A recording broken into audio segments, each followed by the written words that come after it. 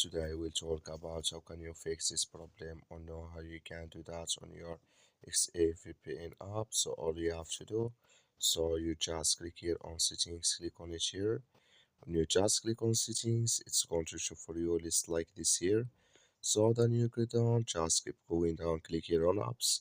Then you come to apps list here and there you're looking for XAVPN app or just click on search. Then here at XAVPN app, it's going to show for you like this, click on it. So then it's going to take you to this list, click here on force stop, then you click on OK.